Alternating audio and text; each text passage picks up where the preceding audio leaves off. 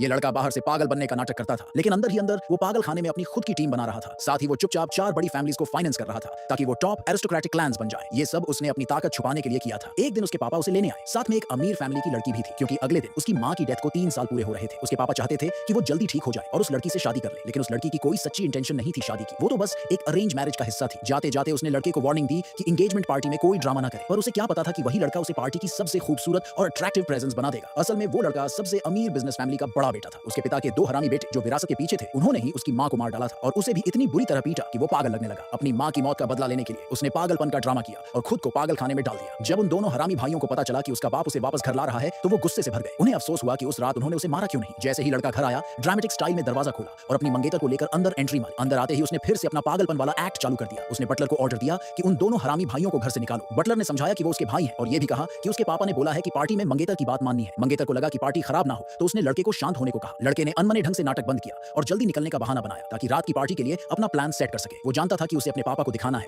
कि उसमें दम है, ताकि वो फैमिली की विरासत ले सके। इतने सालों में उसने छुपकर बड़े-बड़े लोकल बिजनेस टाइकून से डील की थी। अब वो सब दिखाने का टाइम था। जल्द ही पार्टी शुरू हुई, सबको ये यकीन दिलाने के लिए कि वो अभी भी पागल है। वो केक का एक टुकड़ा लेकर चबाते हुए एंट्री मारा। एक हरामी भाई आया और उसे चिढ़ाने लगा। लड़के ने केक उसी के मुंह पर दे मारा और फिर ऐसे खाता रहा जैसे कुछ हुआ ही नहीं। भाई को लगा कि ये सच में पागल है, लेकिन इसी पागलपन की एक्टिंग से उस लड़के ने अपने पापा को मना लिया कि कंपनी के इन्वेस्टमेंट डिपार्टमेंट की जिम्मेदारी उसे दे दी जाए। ये सुनते ही दोनों हरामी भाई सतर्क हो गए। इन्वेस्टमेंट डिवीजन फैमिली का सबसे इंपॉर्टेंट हिस्सा था। उसके पापा को लगा कि लड़का थोड़ा सा पागल जैसा दिखता है, लेकिन फिर भी उनके मन में उसके लिए उम्मीद थी। जैसे ही पापा उसे ये डिवीजन देने का सोच ही रहे थे, दोनों हरामी बेटों ने जोरदार विरोध किया। साथ में बैठे बाकी बिजनेस पार्टनर्स भी हल्ला मचाने लगे कि इतने इंपॉर्टेंट डिपार्टमेंट को किसी पागल के हवाले करना रिस्की होगा। उसी टाइम एक हरामी बेटा सामने आया और बोला कि चलो फिर फेयर कंपटीशन करते हैं। जो भी आज स्टॉक मार्केट बंद होने से पहले सबसे ज्यादा प्रॉफिट कमाएगा, उसी को इन्वेस्टमेंट डिवीजन मिलेगा। पापा पहले मना करने वाले थे अपने बेटे की तरफ से, लेकिन सबको हैरान करते हुए लड़के ने चुपचाप मान लिया। फिर पापा ने बटलर को कहा कि दोनों के लिए कंप्यूटर तैयार कराओ और स्टार्टिंग कैपिटल के तौर पर एक $110 मिलियन दे दो। कॉन्टेस्ट शुरू हुआ। हरामी बेटा बहुत कॉन्फिडेंट था। उसे पूरा भरोसा था कि वो जीतेगा। वो पहले से ही स्टॉक ट्रेडिंग का मास्टर बन चुका था और टॉप क्वालिटी स्टॉक्स सेलेक्ट कर चुका था। उधर मंगेतर को लगा कि उसका फियांसे कुछ नहीं जानता,